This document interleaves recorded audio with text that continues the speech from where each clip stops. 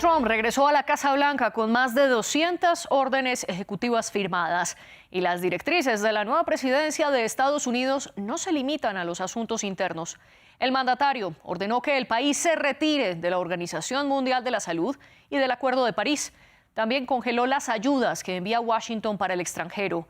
Favoreció a colonos israelíes y catalogó como organizaciones terroristas extranjeras a carteles de droga, incluyendo al Tren de Aragua de Venezuela y a la Mara Salvatrucha de El Salvador.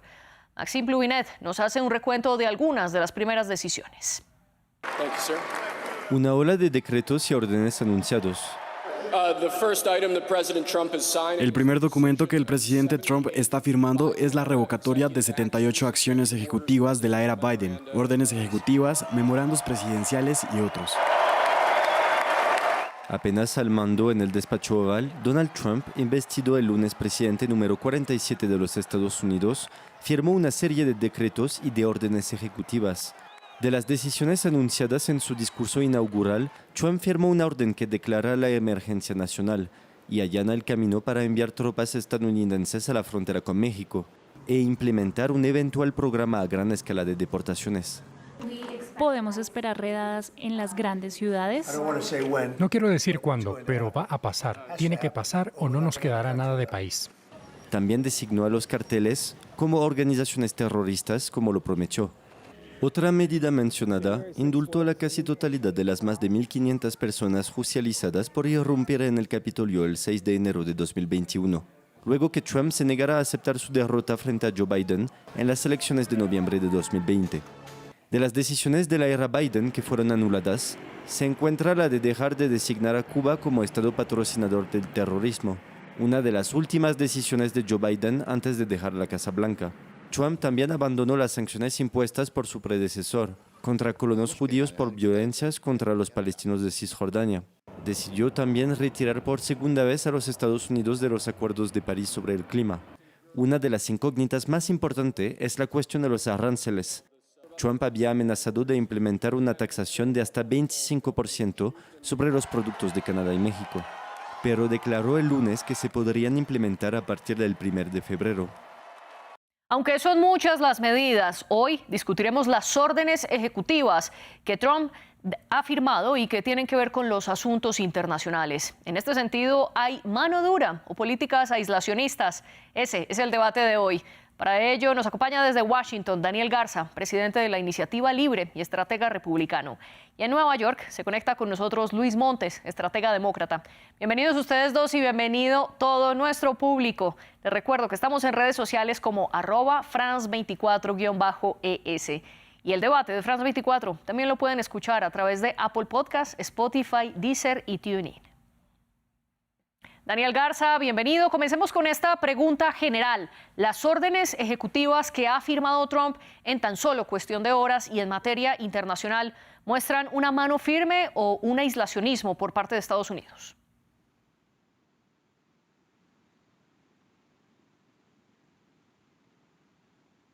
Daniel, estamos teniendo problemas para escucharlo. No sé si su micrófono pueda estar encendido. Ahí está. Okay, perfecto, ahora sí lo escuchamos. Adelante. Bueno, si defines de ser aislado como tener una mentalidad de los Estados Unidos primero, entonces sí, estoy de acuerdo contigo, pero yo me gustaría ver un poco más de reconocimiento de que hay una interdependencia con los otros países que se deben respetar. Debe de haber, yo creo, una colaboración con los países que buscan la paz, que buscan la prosperidad y la democracia a lo largo del mundo, y yo espero que así actúe el Departamento de Estado bajo las órdenes de Marco Rubio, el nuevo secretario de Estado. En cuestión de Donald Trump, yo creo que es un contraste a lo que vimos bajo la administración de Biden, que yo creo que fue demasiado dócil con la potencia que es los Estados Unidos y no utilizarla en una forma de buscar la paz, de aplicar esa firmeza que solo los Estados Unidos a veces puede utilizar para el bienestar de los otros países y en cuestión de los fines para buscar la paz. Entonces sí vamos a ver más diferencia en ese sentido, de que va a haber más firmeza 100%. Luis Montes, bienvenido usted también al debate de France 24. Daniel habla de que el gobierno de Joe Biden fue dócil en materia internacional, que ahora podremos ver más firmeza y que con Donald Trump lo que veremos es un Estados Unidos primero, que es la política del presidente. ¿Usted está de acuerdo con este punto? Buenas noches, María Clara. Bueno, yo creo que hay varios puntos. Yo creo que en realidad mucho del el mensaje o mucho del discurso en realidad no concuerda con la realidad. Y esto, ¿verdad? En cosas tan, que han sido reportadas, por ejemplo, como el tratar, ese expansionismo con el que se ha tratado, que es básicamente no es tanto, ¿verdad?, una posición aislacionista como la que tiene acostumbrado Trump, sino que, por ejemplo, el canal de Panamá, por ejemplo, o hablar sobre, por ejemplo, los planes que tiene en Groenlandia o las mismas ofensas que ha hecho, por ejemplo, con el vecino del norte, Canadá. Así como también el dime ¿verdad? Los diretes que se ha hecho con la presidenta Sheinbaum en México. Entonces, yo creo que en ese sentido, Trump, ¿verdad? Veíamos ayer, por ejemplo, cómo también criticaba a España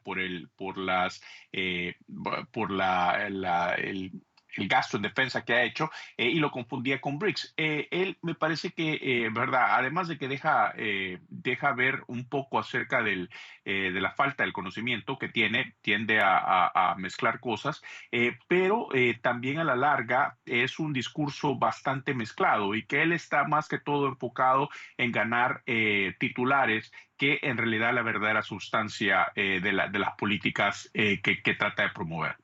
Daniel, en este sentido de lo que plantea Luis, que algunas de las palabras de Donald Trump es más para ganar titulares y no tanto para trazar una política exterior, quiero preguntarle concretamente sobre el canal de Panamá y el Golfo de México. El presidente Trump desde antes de su posesión había dicho que esperaba recuperar el control estadounidense sobre el canal de Panamá, diciendo que Estados Unidos se lo había cedido a los panameños bajo la condición de que ellos lo administraran y que es ahora China quien está administrando el paso transoceánico. Y del otro lado ha reiterado que quiere llamar al Golfo de México como Golfo de América. ¿Esto para usted es simplemente para ganar un titular, como dice Luis Montes? ¿Y dónde está el respeto y la interdependencia que usted plantea allí? No, yo creo que tiene una intención a los intereses de los Estados Unidos. En el caso de Panamá, usted lo ha dicho, la condición fue de que Panamá iba a ser neutral en el manejo del canal al entregárselo. Y esa condición ha sido violada porque lo está controlando más y más China. Y están cobrando precios muy caros a los barcos estadounidenses específicamente. Entonces es una clara violación de la condición cuando se les fue entregado el canal. Entonces, ¿qué? ¿Ignoras esas cosas, esas violaciones o vas a reclamar lo que era tuyo? Hay que recordar que 36,000 americanos murieron para construir el canal. Se hizo una fortuna enorme, un gasto de una fortuna enorme para construir el canal. No es cualquier cosa. Ese canal tiene muchísimo valor en cuestión del comercio y relaciones internacionales y no está siendo responsable con ello Panamá. Ahora, que se las arreglen ellos, si es titular eso, pues entonces no sé qué llega entonces a la altura de intervenir. Para mí ese criterio se ha cumplido. En cuestión del Golfo de los Estados Unidos, pues es una autoridad que se le entrega al presidente de los Estados Unidos de nombrar localidades o espacios geográficos. Y en ese sentido ha dicho Trump, basta, se va a llamar el Golfo América. Qué bien, a mí me importa igual, pero según está desatando conversaciones internacionales, pues ya es cosa de Dios. Usted bien decía que es autoridad del presidente de Estados Unidos de nominar los territorios del país. Luis, ¿qué responde usted al respecto? No, me parece que hay mucho simbolismo y populismo a la vez en ese sentido. Creo que, por ejemplo, cambiarle el nombre a la ¿verdad? La montaña Denali por McKinley, el Golfo, ¿verdad? Y así sucesivamente ciertas cosas. Creo que en ese sentido es mero populismo, es parte de la distracción que nos tiene acostumbrado Trump. Él es muy bueno en eso. Él, ¿verdad?, nos muestra una cosa aquí, pero para verdaderamente esconder alguna cosa que está pasando. Lo cierto es, ¿verdad?, que hemos visto ya, por ejemplo, las primeras bajas dentro de su gobierno. Por ejemplo, Vivek Ramaswamy, ¿verdad?, que estaba supuestamente a co-liderar ese comité, ¿verdad? De Dodge, simplemente fue sacado, y fue precisamente sacado por esa casi guerra civil que generaría dentro de la administración al hablar sobre las visas H-1B. Y esto es precisamente el tipo de cuestiones de las que Trump astutamente distrae, haciendo este tipo de simbolismos y populismo, ¿verdad?, para no poder hablar sobre el verdadero problema, y es el verdadero problema de la guerra civil entre los MAGA, ¿verdad?, entre la base MAGA y los tech boys que están básicamente tomando el poder en esta administración. Y creo que en ese sentido sí eso es importante, ¿verdad?, destacar para que ellos puedan ver ese contraste que existe. Sin embargo, esta vez el programa del debate se centrará en esas políticas internacionales. Y usted, Luis, reitera que es más un simbolismo y por llamar la atención de los medios de comunicación. Pero ante la reiteración de Donald Trump de que Estados Unidos debería controlar el canal de Panamá, Panamá ordenó una auditoría a la empresa de Hong Kong que opera en este canal. Concretamente, se trata de la operadora Hutchison. Luis, ¿qué responde usted al respecto? Porque no es algo que se está quedando solamente en palabras. No, es que definitivamente yo creo que en ese sentido, ¿verdad?, han habido abusos acerca del manejo. Lo que sucede es que es la manera quizás hiperbólica, grotesca, en la que Trump, ¿verdad?, lanza este tipo de cuestiones, que no necesariamente, que sabemos que no va a llegar a nada, sino que simplemente parte es una manera bastante fanfarronear, ¿verdad?, al momento de negociar. Y creo que en ese sentido pierde credibilidad, ¿verdad?, cualquier cosa, en lugar de hacerse otro tipo de negociación. Vimos que básicamente esa licitación ya estaba dada y fue dada a una compañía estadounidense, precisamente, ¿verdad?, durante el proceso durante el ruido que esto generó. Y obviamente, ¿verdad?, así como por ejemplo la liberación de los rehenes en Gaza, así como esta cuestión también en Panamá, son cuestiones que él trata de tomar crédito, que al decir, ¿verdad?, al fanfarronear muchas veces con estos temas, él dice que tiene que tomar crédito por los resultados que esto se da, y cuando en realidad no tiene poco que ver, pero él es nuevamente astutamente toma, ¿verdad?, esa posición, y luego se toma un crédito que, ¿verdad?, que en realidad no le pertenece. Más adelante vamos a hablar sobre el punto de los rehenes en la Franja de Gaza. Daniel, pero antes quiero preguntarle sobre China. ¿Por qué la ausencia del gigante asiático en el discurso de Trump, tanto en su posesión como en las órdenes ejecutivas que ha firmado? De hecho, contrario a todo lo que había dicho en campaña, que iba a restablecer el poder de Estados Unidos sobre el de China, vemos que el presidente Donald Trump está favoreciendo a la aplicación de teléfonos móvil TikTok, que está operada por una compañía ByteDance, dándole unos días más, 90 días más de funcionamiento en el país a pesar de la suspensión ordenada. ¿Cómo interpretar entonces esta ausencia reiterada de China en sus discursos? Me imagino que está usando su juicio para negociar con China. Al mismo tiempo, hay que saber cuándo ser suave y cuándo ser firme. En cuestión de Panamá está siendo firme. En cuestión de China quizás está haciendo suave para ganarse el favor del el líder de China. Ahora, es como dice Shimon Peres, o dijo Shimon Peres en una ocasión: nunca vas a llegar a la paz reuniéndote nada más con tus amigos. O sea, tienes que juntarte también y tener juntas o pláticas y diálogos con el adversario. En ese caso, entonces, hay que arrimar China, hay que hablar, hay que discutir las cosas, llegar a un entendimiento, siempre buscando la paz, respetándonos unos a los otros y qué es el interés de China y qué es el interés de los Estados Unidos y reconciliarnos. Yo creo que esa es la forma de hacerlo. Aquí mi colega dijo que está tomando el crédito por lo que sucedió en Israel. La mera verdad es que el mismo Departamento de Estado de Biden ha dicho que fue Steve Witkoff que fue el líder de las negociaciones. Ya aquí al fin, el embajador o el envoy de Donald Trump, si tomó el crédito es porque tiene mérito. Hay que saber cómo negociar, hay que saber cómo a veces llevarte bien con los adversarios también. Entonces yo creo que este es un caso claro de China. A veces, como te digo, a veces ser agresivo y a veces blando. Sin embargo, aquí, Daniel, debo hacerle una corrección. El expresidente, el ahora expresidente Joe Biden, nunca dijo que el negociador de Trump, Steve Witkoff, era el líder de las negociaciones. Él lo que había dicho es que su equipo negociador en Doha, Qatar, había negociado con una sola voz con el equipo del presidente electo y del presidente entrante para conformar juntos el equipo. Y de hecho, cuando le preguntaron en la rueda de prensa a quién se le atribuía el crédito del cese al fuego, si a Biden o a Trump, Biden respondió que si eso era una broma. Claramente Biden no le está dando el crédito a Donald Trump, pero quiero volver sobre un punto muy interesante que usted plantea, Daniel. Usted dice conversar con los distintos y que esto es lo que tiene que pasar en materia internacional. Al respecto, ya el gabinete de Donald Trump está diciendo que están buscando una conversación telefónica entre Trump y el presidente de Rusia, Vladimir Putin, para luego establecer un encuentro presencial de manera tal que Estados Unidos pueda promover un acuerdo de paz entre Rusia y Ucrania. ¿Usted cree que esto sea posible?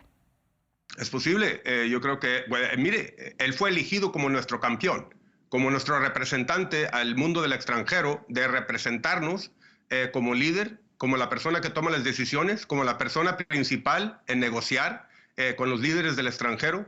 Entonces cae en él la responsabilidad. Ahora, si usted cree que Joe Biden está en toda su capacidad para confirmar si fue Steve Witkoff o no, pues entonces se la dejo a usted, al juicio de usted, pero créeme que ese fue el caso.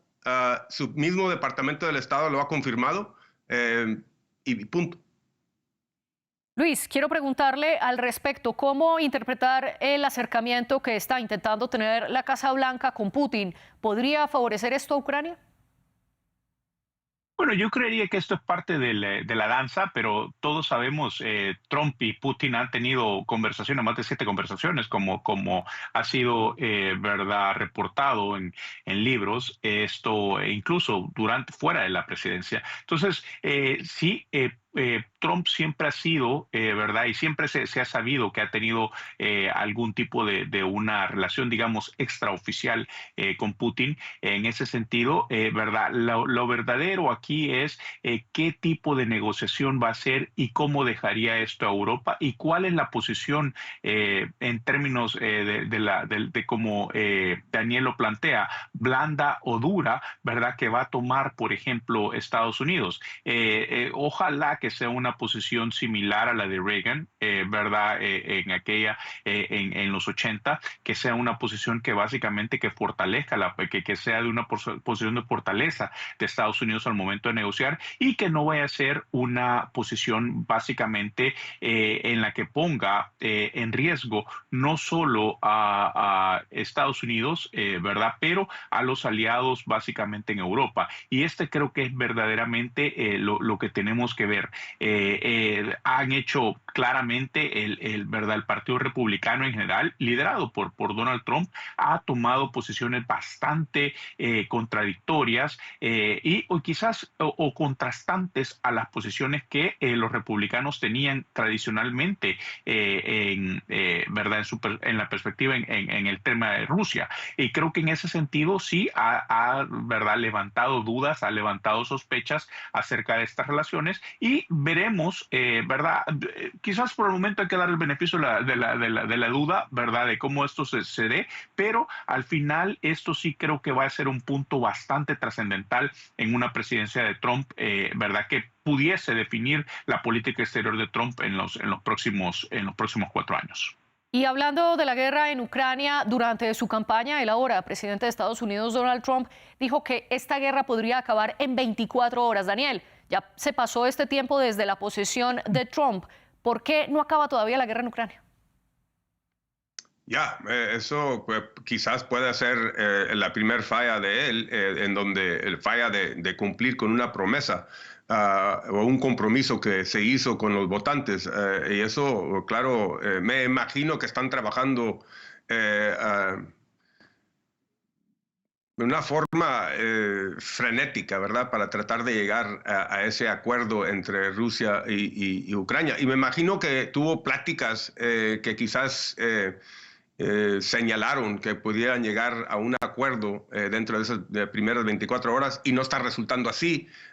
Entonces va a tener por qué dar explicaciones si es que se prolonga esta cosa. Si lo hace dentro de unos 2 o 3 días, entonces se le puede perdonar. Ya después, ¿qué pasa? ¿Qué pasó? ¿Por qué no ha cumplido, señor? Entonces, Incluso, usted habla de 2 o 3 días, yo le amplío el tiempo. 100 días es lo que plantea el candidato a ser el enviado para Ucrania por parte de Estados Unidos, Keith Kellogg, que estima que en este tiempo, 100 días, se puede lograr un acuerdo en Ucrania. Luis, ¿esto es posible ahora con Trump en el poder?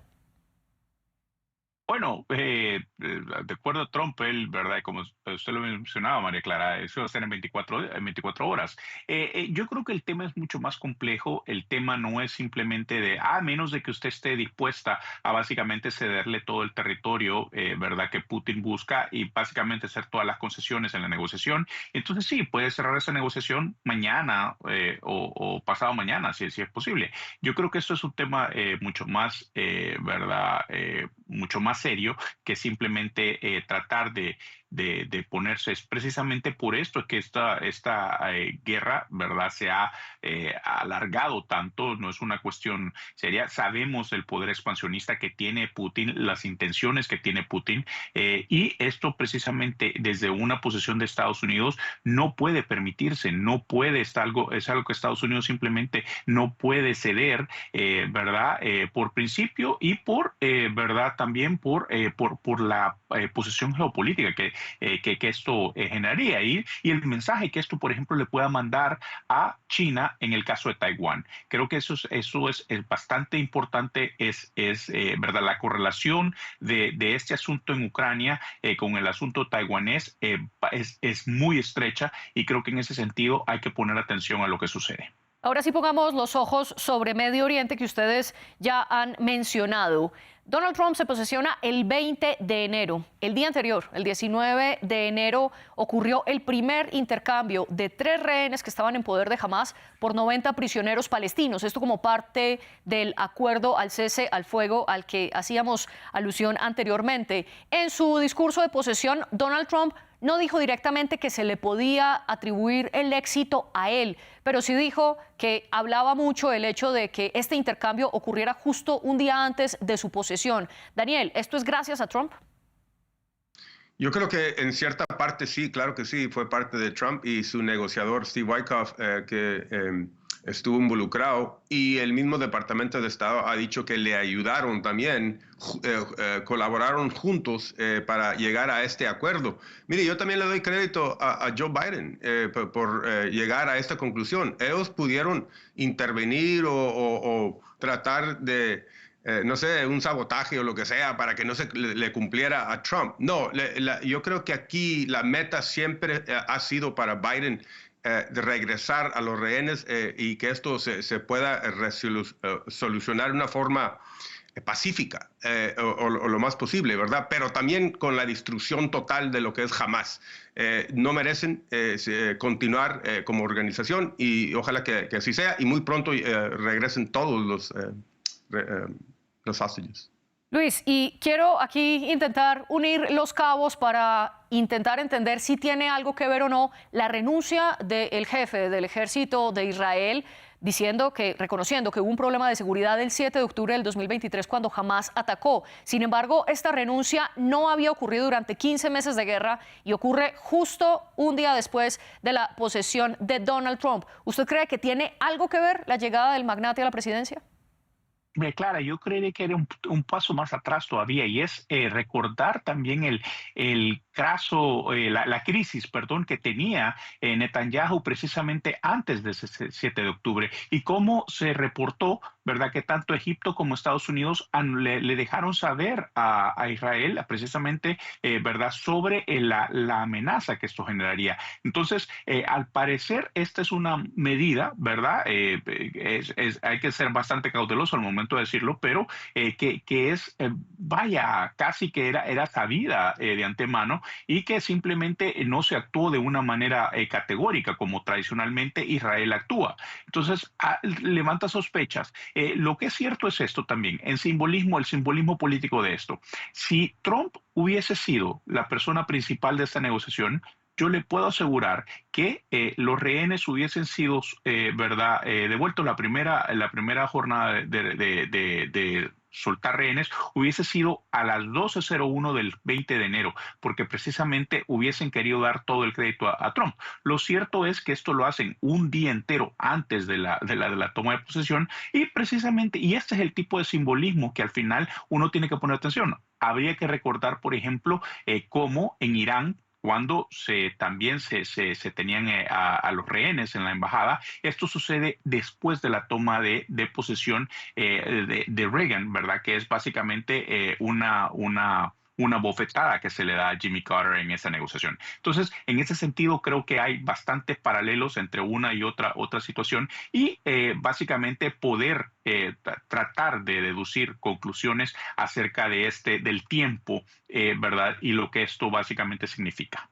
Otra de las decisiones de Donald Trump es suspender durante 90 días las ayudas internacionales que envía Estados Unidos y le ordenó a todos los programas que otorgan asistencia exterior que manden sus planes para que la Oficina de Gestión y Presupuesto los pueda revisar. Daniel, ¿cuáles pueden ser las consecuencias de esto, sobre todo en Medio Oriente con la población palestina? Bueno, yo creo que también el pueblo, ¿verdad? Inocente son los que verdaderamente quizás sean los que sufran por detener lo que son esos servicios de auxilio, de ayuda, de recursos que ellos necesitan, porque sabemos que las condiciones no son buenas actualmente. Y entonces, pero si por ejemplo, no le ayuda a las agrupaciones terroristas, a mí me vale igual, pero sí uno siente por el pueblo. Yo creo que al mismo tiempo también se tiene que revisar qué es lo que está sucediendo aquí, por qué no está llegando también la ayuda que debe de llegar actualmente, qué son los procesos, los protocolos que se están violando, porque sabemos que ha sido inadecuado la ayuda inadecuada, la ayuda que ha llegado. Entonces, sí hay que verificar esto. Y esta decisión de suspender por 90 días la ayuda internacional, Donald Trump la toma basado en el argumento de que esto está poniendo en riesgo la propia economía y la propia seguridad nacional estadounidense, alegando además que los gobiernos anteriores no pusieron de primero a Estados Unidos, sino a otros países. Luis, ¿acaso esto ocurrió? En efecto, ¿es necesario priorizar a Estados Unidos y por ende se entiende la suspensión de la ayuda internacional?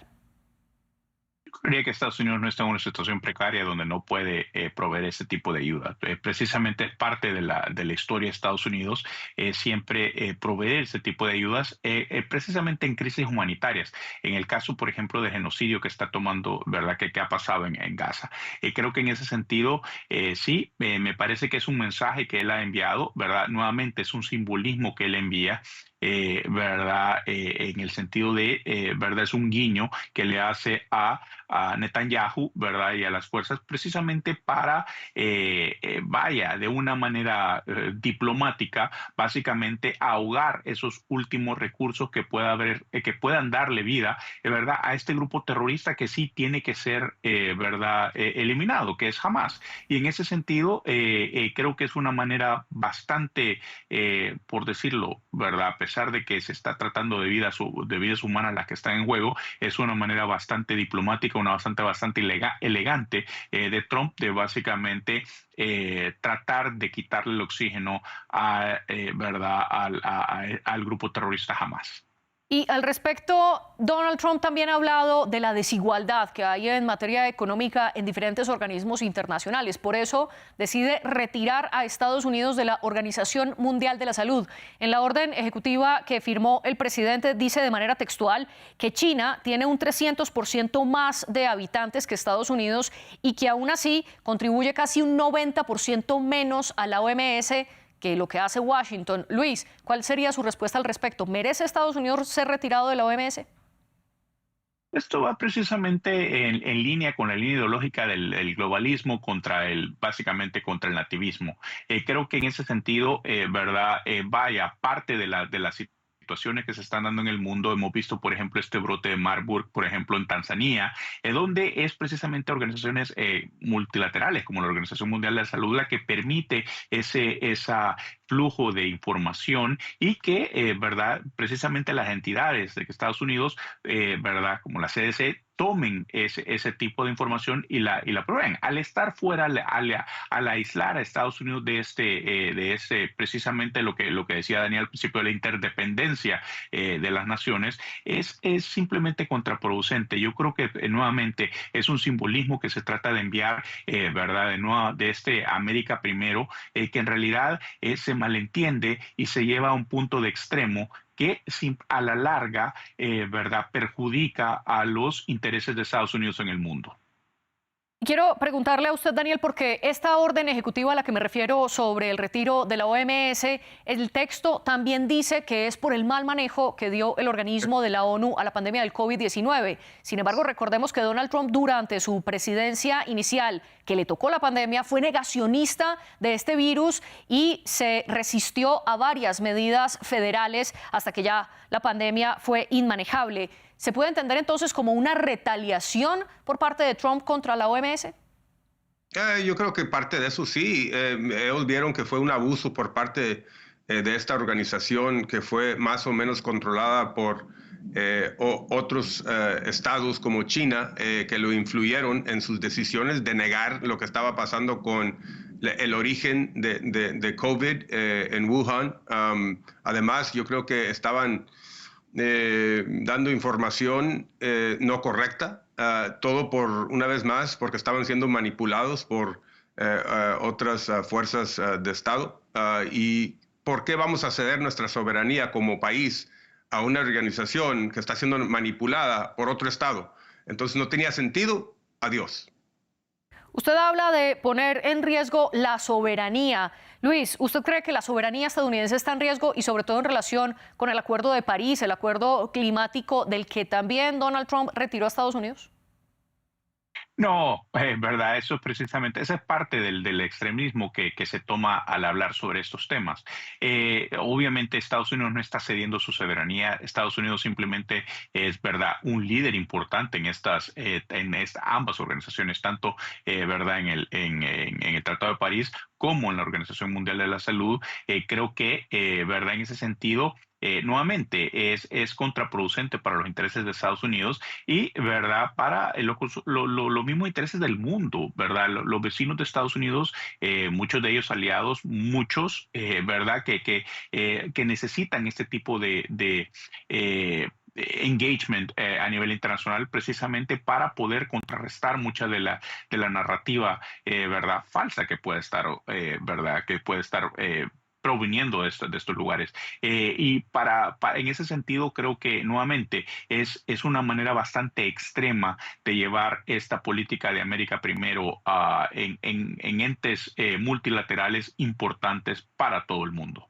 Usted dice entonces, Luis, que la medida de retirar a Estados Unidos del Acuerdo de París y de la OMS va a ser contraproducente contra el propio Estados Unidos y que es un extremismo retirarlo de los organismos multilaterales. Daniel, ¿usted está de acuerdo? Pero es que lo que pasa que el uso de la palabra extremismo en este caso no se aplica, porque estás hablando de millones y millones de estadounidenses que están de acuerdo con Donald Trump. ¿Ese es extremismo?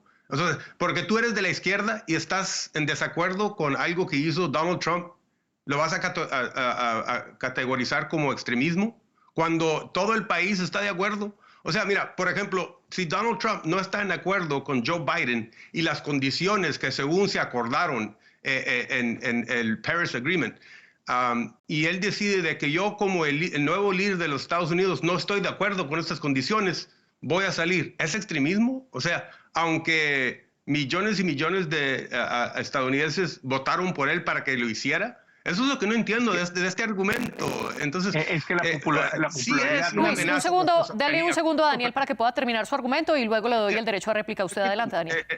Sí es una amenaza a nuestra soberanía si la actual administración está en contra de esas condiciones que están imponiendo como organización internacional hacia los Estados Unidos. No estamos de acuerdo. Punto. Salimos. Luis, adelante. Es que la popularidad no tiene nada que ver con ese sentido, sino entonces podemos justificar la existencia de Hitler, por ejemplo. Él fue bastante popular entre los alemanes en los 30. Eso no es simplemente popularidad, es simplemente acerca de la objetividad y acerca de lo que significa este tipo de entes multilaterales precisamente en el mundo. Daniel, ahora sí su réplica. Sí, pues está argumentando lo mismo, o sea, está diciendo de que todo el mundo está de acuerdo, tú también debes estar de acuerdo. Pero si todo el mundo está de acuerdo aquí que salieras, nosotros somos los extremistas, eso es un argumento falso. Bueno, Daniel Garza y Luis Montes, les agradezco por participar en el debate de France 24, un programa producido por mujeres, concretamente también por Laura Garzón y Tania Herrera, la jefe de invitados. A ustedes, la audiencia, los invito a que consulten más en france24.com.